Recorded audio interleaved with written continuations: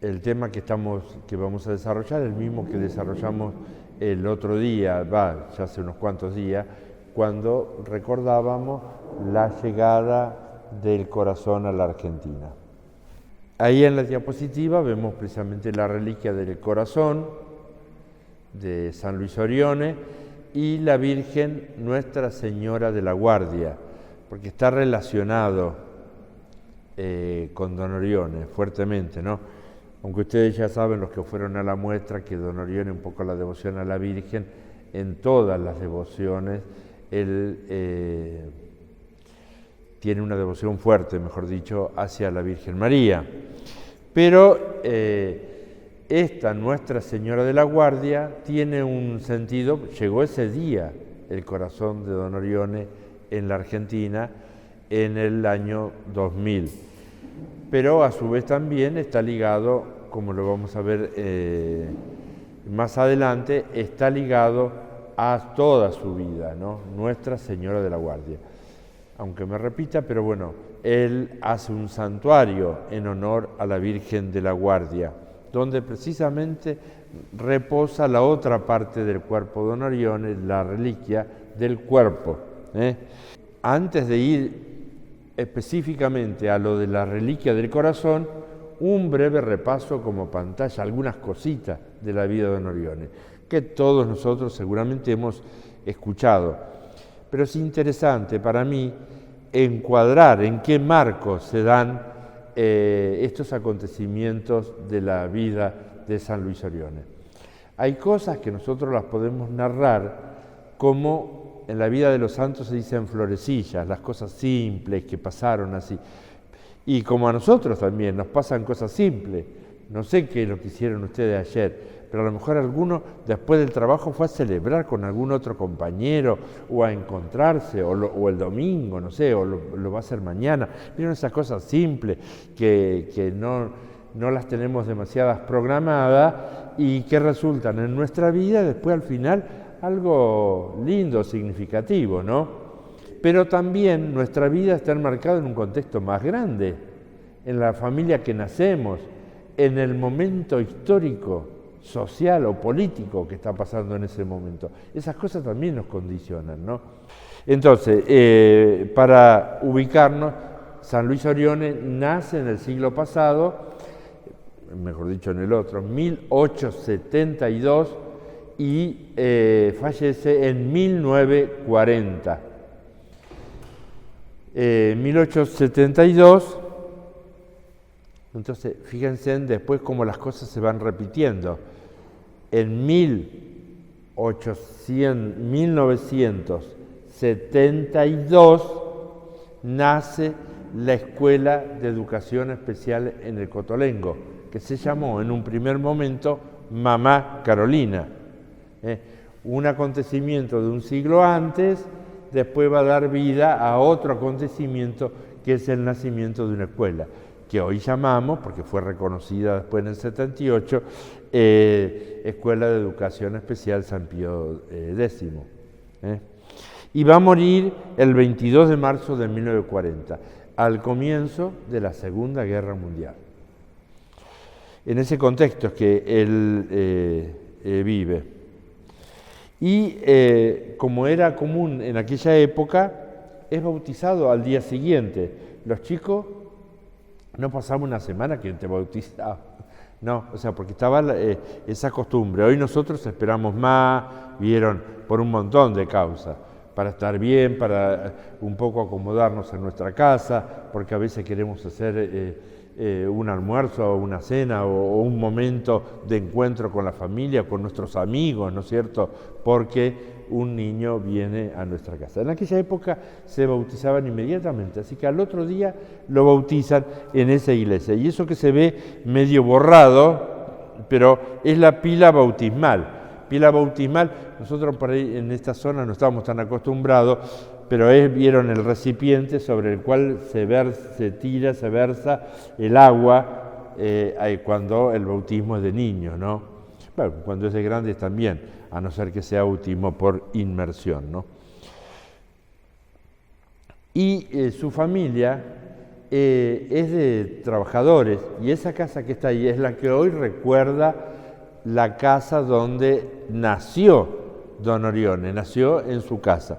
Pero está reconstruida porque la habían tirado abajo, porque era la casa de, no sé cómo se llama hoy, lo que se ve atrás apenas es la casa de Ratazzi. Ese había sido un ministro de Italia muy importante, y ellos eran cuidadores de la casa. No era la casa donde vivía esta gente, era la casa que iban a descansar, de verano. Y entonces esta es una casa, pero que él vivió ahí en realidad un año, unos meses, porque muere Ratazzi y la familia tiene que emigrar, ¿no? Y se mudan enfrente. Y después se van a mudar en otra casa y en otra casa, como nosotros, vieron, hasta que nos podemos instalar definitivamente, alquilamos, bueno, acá eran cuidadores, después alquilan enfrente y ahí mamá Carolina paga, como ya lo hacía acá en los Ratazzi, con su trabajo el alquiler. Antes vieron las cosas eran más de trueque, más así. Cuando pasa a otra casa, lo mismo, siempre mamá Carolina va a pagar el alquiler con su trabajo de los quehaceres domésticos. Victorio era un empedrador, o sea, de las personas que, bueno, ahora que acá en toda nuestra zona están haciendo tanto asfalto, tanto puente y tanta cosa, nosotros vemos siempre que hay gente que está trabajando. Bueno, en aquella época era empedrado, pero no piensen los que son más grandes. Bueno, acá veo que son todos jóvenes, pero antiguamente, por ejemplo, la avenida, antes se llamaba Pavón, ¿cómo es la? Hipólito Yrigoyen sería la que va para Lanús y todo eso, tenía un adoquinado hermoso, y había otros lugares. Vieron que eran medio así redondo todo y cuadraditos chicos. Cuando las calles eran menos importantes, eran adoquines más grandes. No sé si recuerdan, pero yo todo eso lo recuerdo porque cuando empezaron a sacar los ladrillos, los adoquines, para hacer la primera pavimentación, yo que vivía en Montechingolo, unas 10 cuadras de Caguazú, ¿no? Y para llegar hasta Caguazú, para tomar el colectivo, la gente hacía, mi papá era camionero y entonces por eso traían en los camiones estos adoquines y los iban poniendo en los cruces de las esquinas para poder llegar a Caguazú para tomar el colectivo, sin embarrarnos, ¿no? Bueno, pero el empedrado en Italia era distinto, más con las piedras, así como un heno, como hecho acá, adoquines cuadrados, vieron que el adoquín cuadrado, dicho sea de paso, mi papá después lo usaba para hacer el matambre. No sé ustedes con qué lo prensan el matambre, pero yo recuerdo eso siempre en casa, que hacía el matambre y después ponía la tabla y arriba de la tabla ponía los adoquines estos, ¿no? Bueno, allá es un empedrado distinto, ¿no? Y bueno, que hay que acomodarla, era medio redondo, no tan trabajado como acá, y que tenían que trabajar a la intemperie, con sol, con lluvia y nada, que ahora, gracias a Dios, vamos evolucionando y vieron que los trabajadores que están haciendo las calles, los puentes y todo eso, tienen una ropa y tienen algo que sea luminoso para tratar de evitar los accidentes. Antes, en aquella época, obviamente que esas cosas no existían.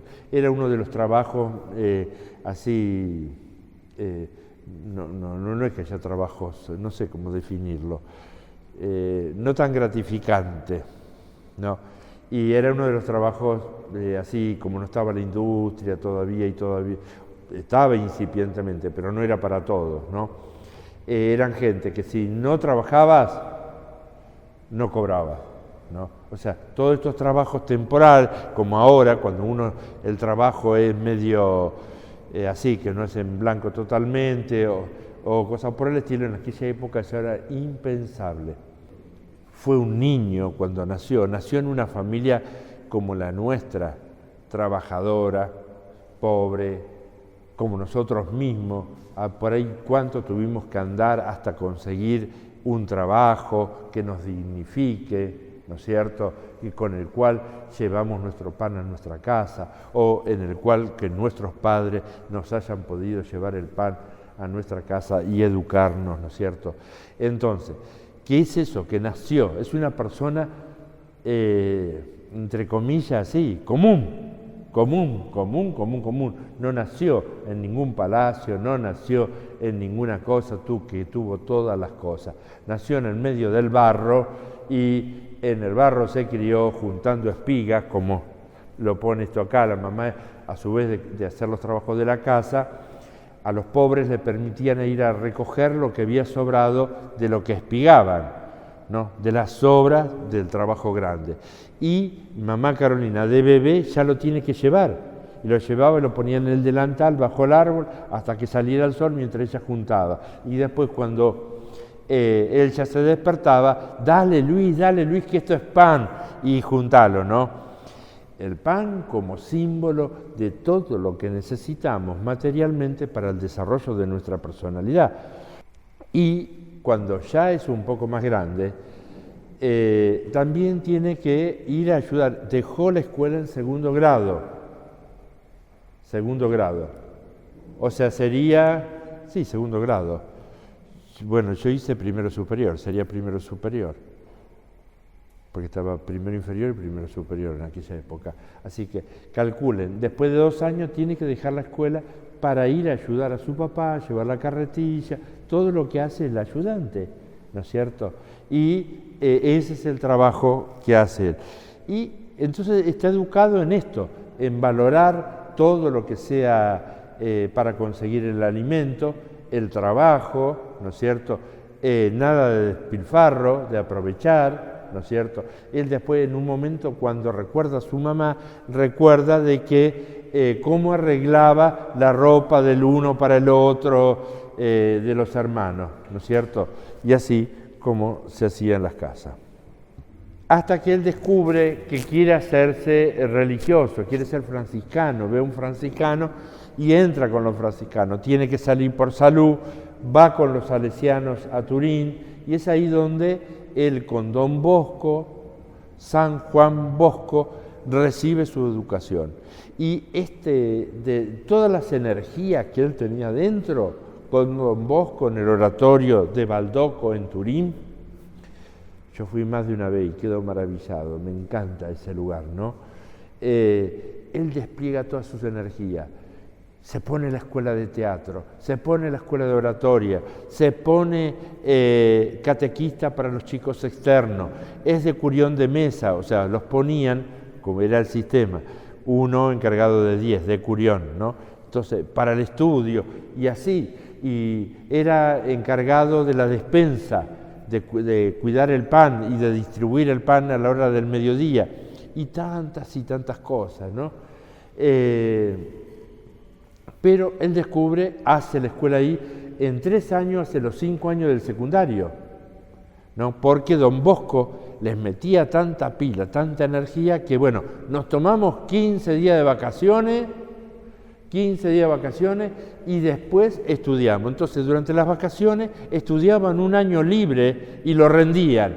Entonces, y así es que Luis Orione hizo en 3 años el gimnasio, se llamaba ya el gimnasio, o sea, el secundario, y hace su escuela. Pero no sigue con la idea de donarse a Dios, pero no se siente ahí que era su vocación. Dios le va inspirando otra cosa. Y es así que llega al seminario de Tortona, en la foto que vemos, y ahí va a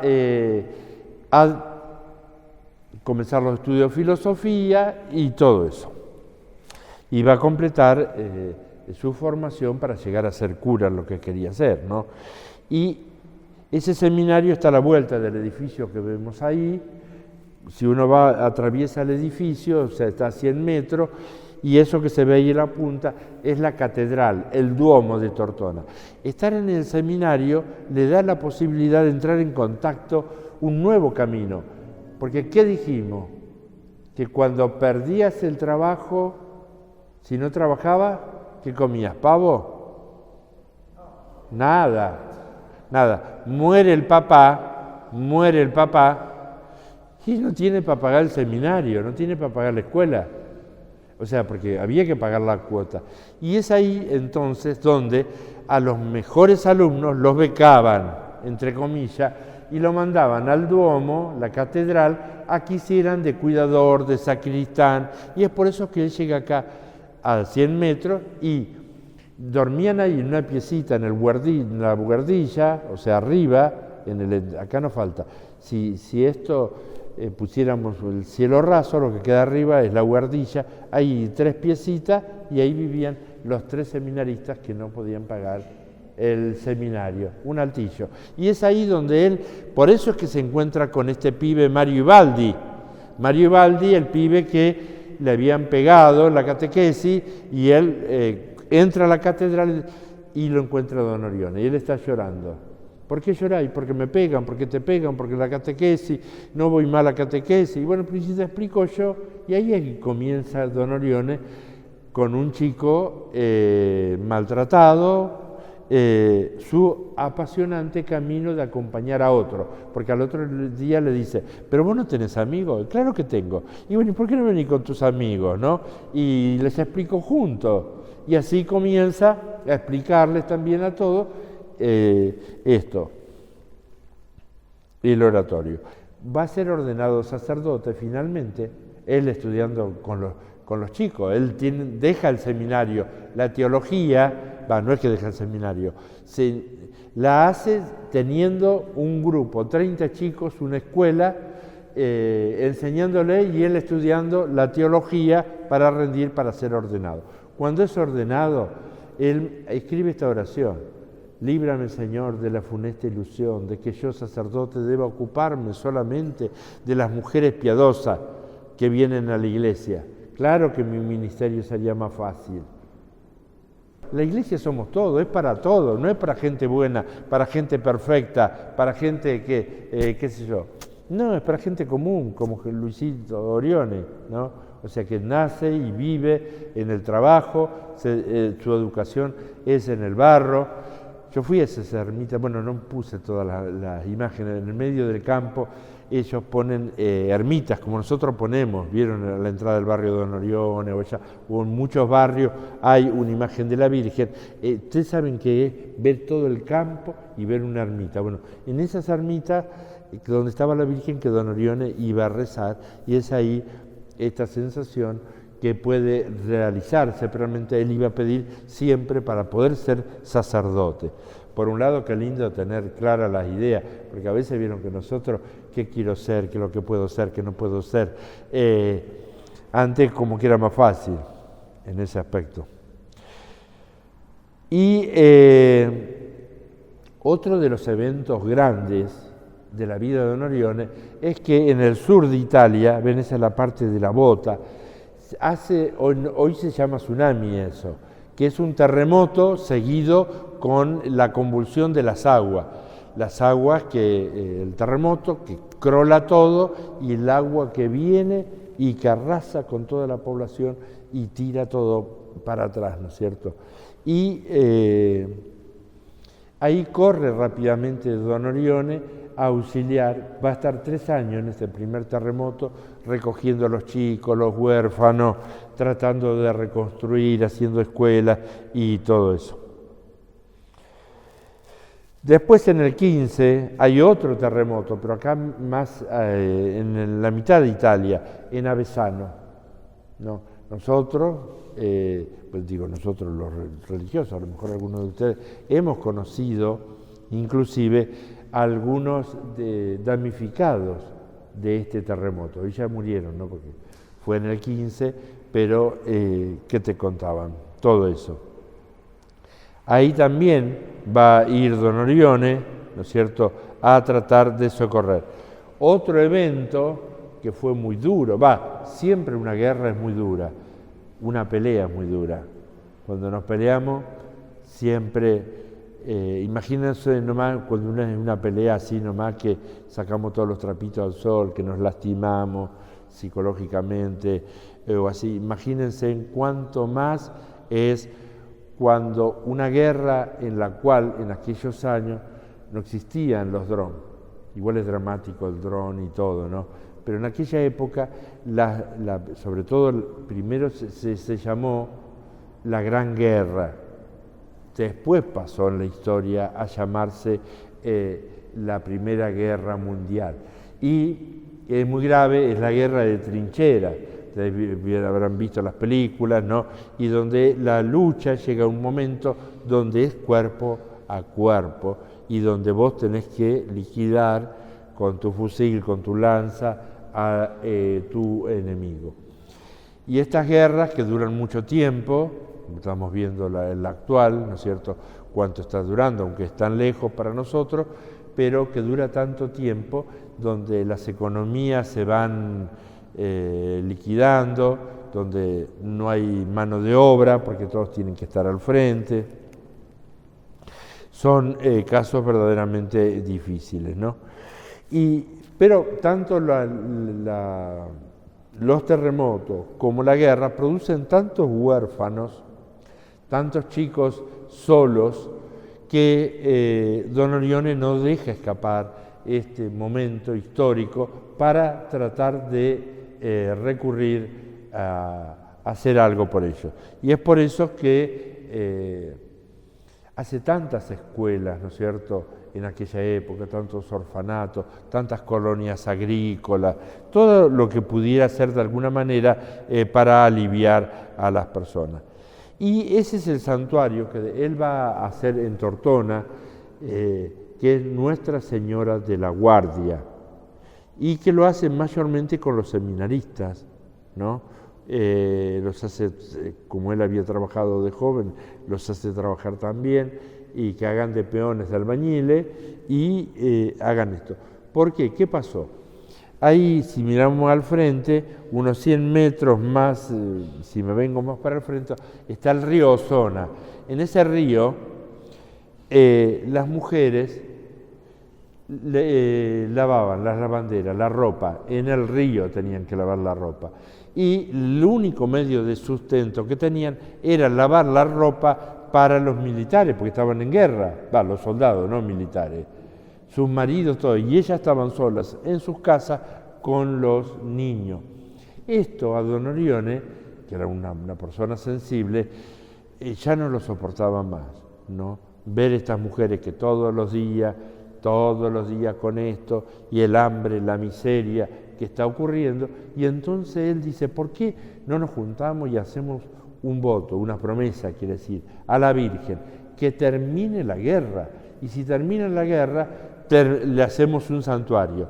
Y entonces el 29 de agosto, él hace esta promesa junto a las lavanderas, a estas mujeres, y la guerra va a terminar después, se firma el armisticio de la fin de la guerra en el 11 de noviembre del 18. Entonces lo consideran así, y él con los años va a tratar de cumplir esta promesa y levanta este santuario. Juntamente, inmediatamente después de la guerra, es que comienza un nuevo apostolado, Don Orione. Primero en Génova, que es una ciudad portuaria en Italia, nace el primer Cotolengo. En el año 33 en Milán, son ciudades importantes, ¿no? Y después, ¿cuál sigue?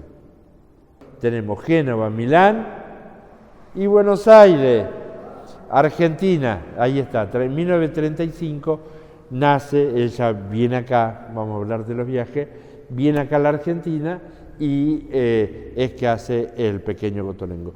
Esto le da una nueva posibilidad de servicio. ¿De dónde le viene el Cotolengo a Don Orione? Cotolengo sabemos que es un apellido, Cotolengo sabemos que es otro santo, que está a pocos metros del oratorio donde él estudiaba con Don Bosco en Turín. Entonces, cuando ellos salían a pasear, se encontraban con los de Cotolengo. En aquella época no había orientadores, pero salían con, no sé con quién sería, con los cuidadores, con los auxiliares o con quién salían, y se encontraban en el camino, 400 metros, están en una casa de la otra, ¿no? Entonces él ya desde jovencito decía, cuando yo pueda voy a hacer algo también por estos hermanos míos.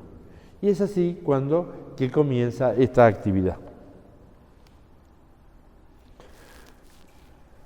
Acá en Argentina, sobre todo la fundación de este Cotolengo y el de Avellaneda, es que va a ser ocasión que Don Orione sea más conocido de lo que era hasta el momento ¿no?, por este tipo de institución.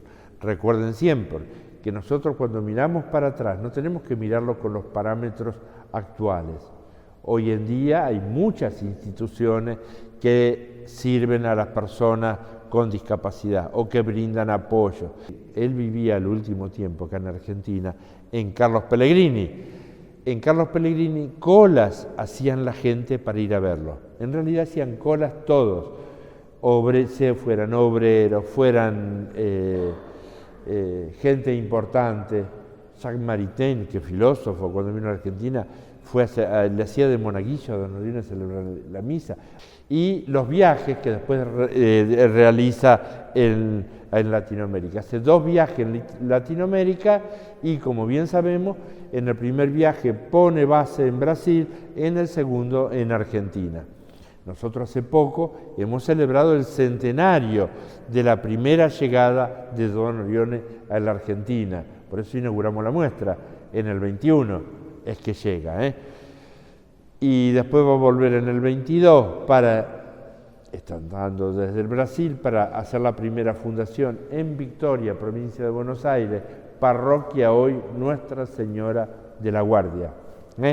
Y después en el 34 y 37. Es durante la época del 34 al 37 donde sus obras van a tener un mayor desarrollo. Cuando vamos a la muestra, vieron ese primer salón derecho, ahí están todas las fotos de todas las actividades que él hizo en Argentina, las distintas casas. Pero esto de alguna manera representa lo que ha iniciado él y dónde estamos situados nosotros. Don Orione está acá el día que inauguran el Cotolengo. De hecho, da la impresión que no está terminado del todo. Porque recuerden que el Cotolengo, cuando se inaugura, eran 4 hogares. El Bodriz acá, el Devoto, el Barilari y el Santa Lucía. Esos son los 4 primeros hogares. Bueno, y don Orione, que está acá, fíjense, dicen que este día vino 6.000 personas. Esto era todo campo. Qué núcleo urbano don Orione, qué San Francisco de Asís, que esto era solo que estaba más cerca a la estación desde el punto de vista que era campo, atravesaba, no tenía que ir tan derecho, te quedaba más cerca a la estación, era lo único. 6.000 personas. Fíjense en esta institución que él fundó, que él inició, ¿no? Él ya se fue al cielo, ya es santo, salió de ahí, estos que estaban acá ya también, y estos que estaban afuera entraron, y nosotros que estábamos en la mente de Dios, estamos hoy construyendo esta obra, ¿no?, con nuestro trabajo.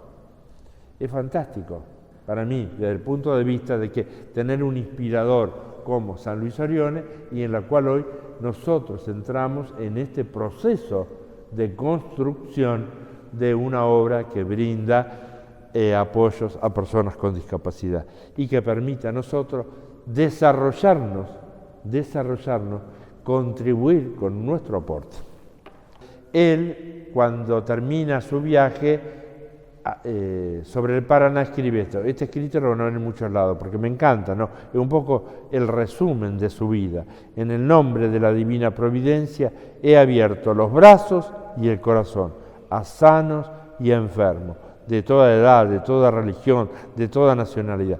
A todos los hubiese querido dar con el pan del cuerpo el bálsamo divino de la fe, más especialmente a nuestros hermanos más doloridos o abandonados. Cuando Jesús vino sobre la tierra y anunció la buena noticia y anunció el reino, anuncia, y ofrece su vida, pero no vamos a entrar en ese camino.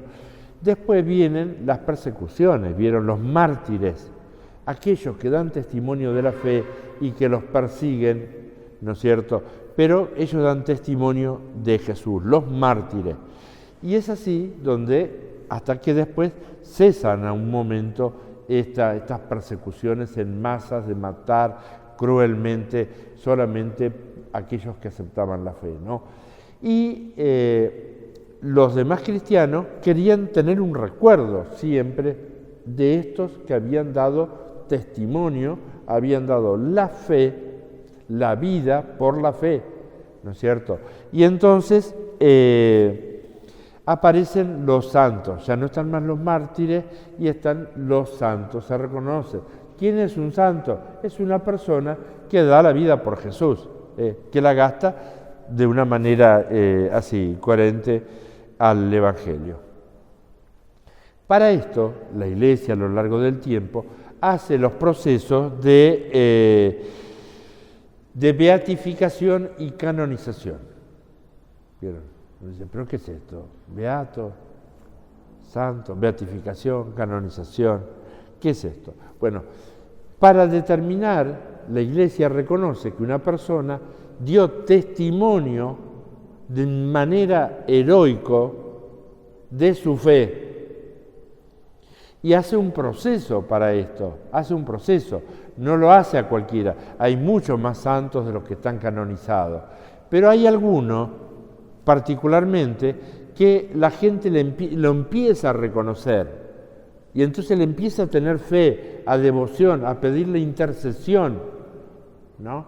Y a estas personas es que se inicia el proceso de beatificación primero y canonización segundo.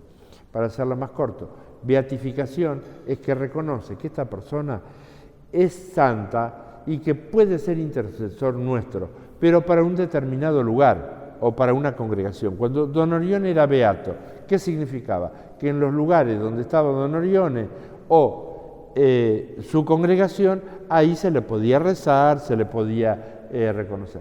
Cuando es canonizado, se presenta como modelo para toda la Iglesia.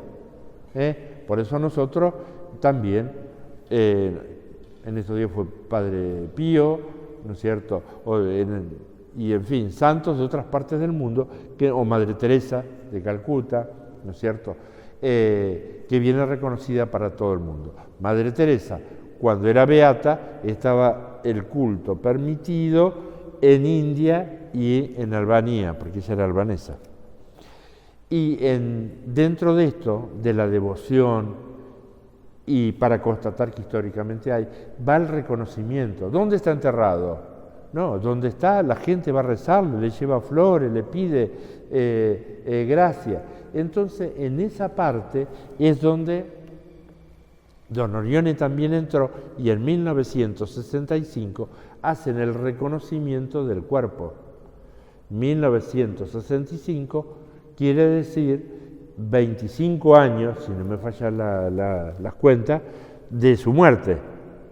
Y se encuentran, ¿con qué se encuentran? Con el cuerpo incorrupto de Don Orione. Y lo vuelven a enterrar, que es donde estaba, en la iglesia esa que vimos en el santuario que él hizo el voto, en la cripta. La cripta significa una iglesia debajo de la otra iglesia, y ahí lo entierran. Después se analizan los estudios, los escritos, ¿no? Ustedes saben que de Don Orione escribía muchas cartas. Se han recogido actualmente, son 120 tomos de 300, 400 páginas. Esto es en el proceso que les dije del cuerpo. Después se lo volvió a enterrar, se inunda la cripta del santuario y no les permiten abrirlo de nuevo. Solamente en el 80, cuando viene la canonización, la beatificación, es que van a reconocerlo. Como se encuentran que tenía algunas partes que habían comenzado, era dudoso, entonces dicen, aceleramos el proceso de momificación y salvamos el cuerpo, y eso hicieron. Para tenerlo como reliquia, así como de los mártires se trataba de tener algo. Reliquia quiere decir lo que quedó, resto, ¿no? Y entonces, salvando la distancia, es como una foto. Yo tengo una foto de una abuela, no de mi abuela, de todos mis abuelos hice un álbum antes de entrar, se lo dejé después a mi cuñada, ¿no? El abuelo materno, paterno y toda la cuestión. Yo cada vez que miro eso, ¿es mi abuela? No es mi abuela, pero me lleva al recuerdo, ¿no es cierto?, de todo lo que ella me transmitió, que me enseñó, que yo aprendí y todo eso. Bueno, como cuando es un santo, el tener la reliquia del cuerpo es importante para los cristianos. Si Dios te lo dio hasta ahora, entonces se trató de salvarlo de esa manera. Para esto es que se sacan el corazón. Por eso nosotros tenemos la reliquia del corazón, para cuando hacen este proceso de momificación. Cuando lo preparan, esto que está acá, hay otras fotos, creo que en algún lado la puse, ¿no? Está en una caja de vidrio y está expuesto en el santuario de Tortona. Pero ¿qué pasó? Cuando lo están preparando para ponerlo ahí, ¿qué van a hacer? ¿Vieron? Le ponen los ornamentos, lo visten de nuevo, le ponen unos lindos zapatos nuevos, cierran con llave. A la mañana cuando van, los zapatos en el piso. Le ponen de nuevo los zapatos. Vuelven al otro día, lo mismo, los zapatos en el piso. Y así varios días, hasta que uno dijo, es que ustedes pretenden ponerle zapatos nuevos a don Orione, que jamás en su vida usó un zapato nuevo. Pongámosle los zapatos que él usaba, que son esos, y que tiene un agujero. Efectivamente, ven cómo se ve ahí. ¿No? Y entonces, y ahí quedó.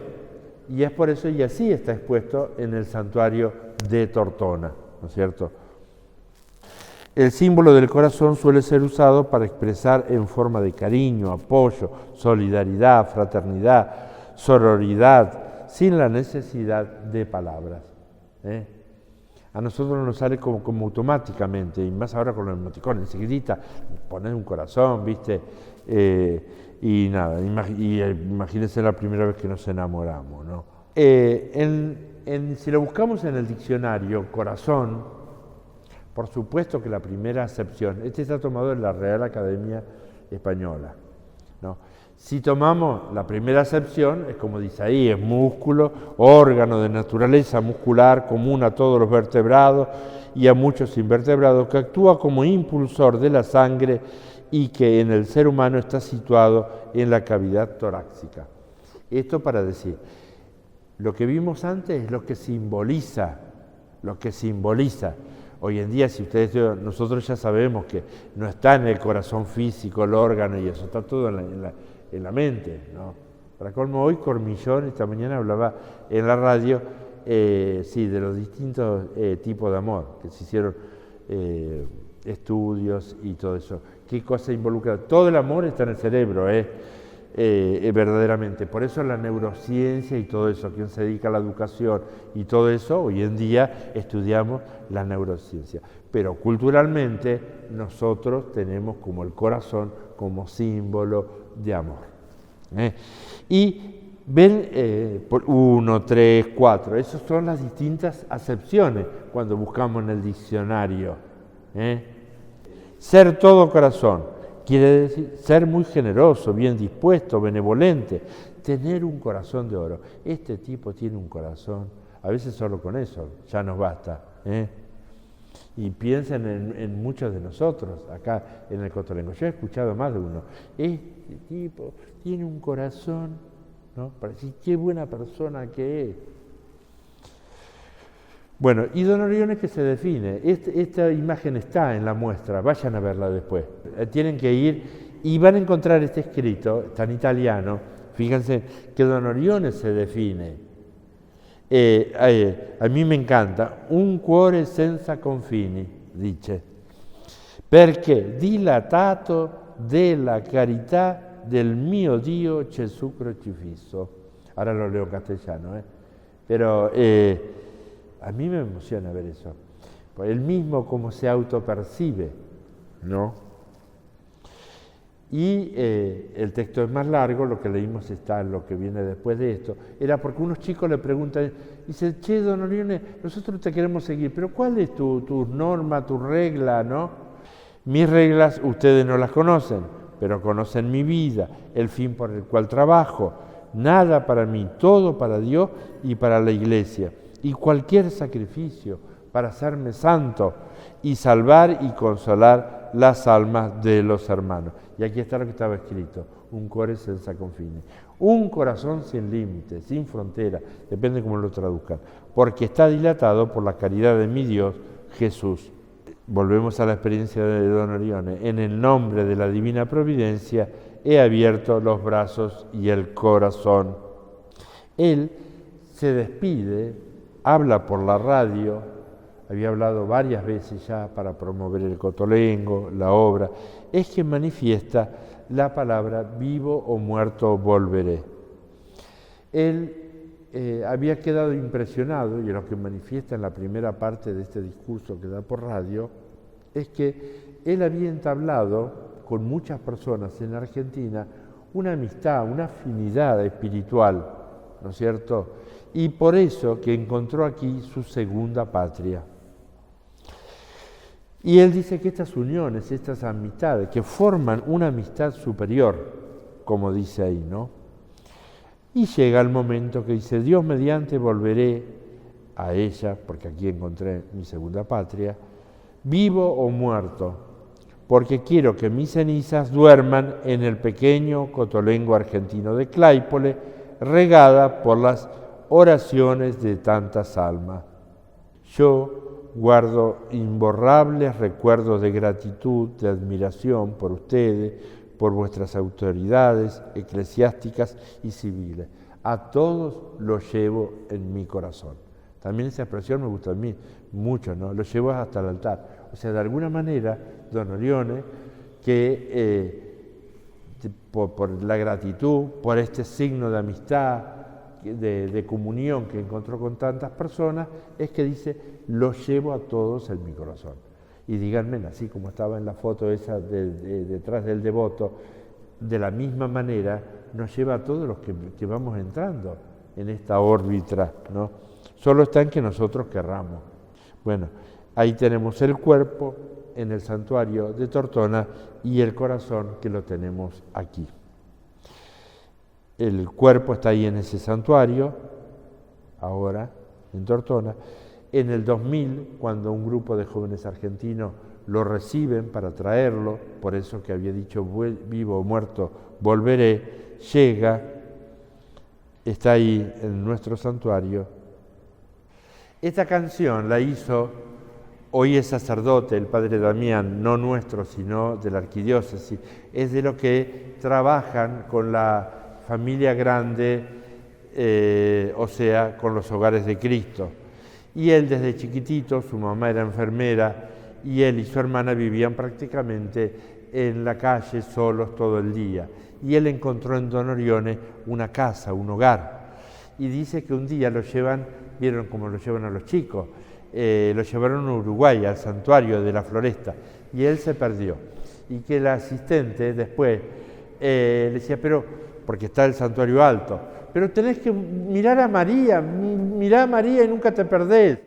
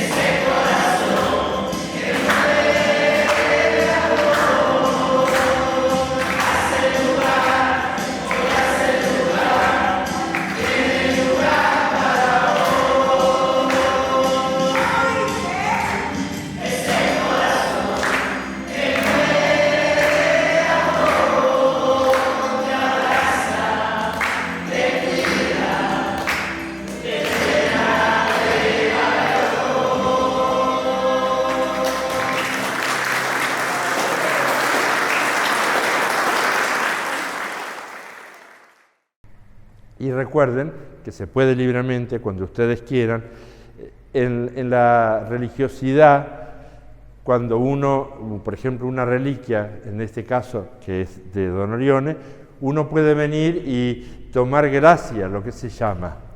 Es una religiosidad parte de tomar gracia, se dice, ¿no?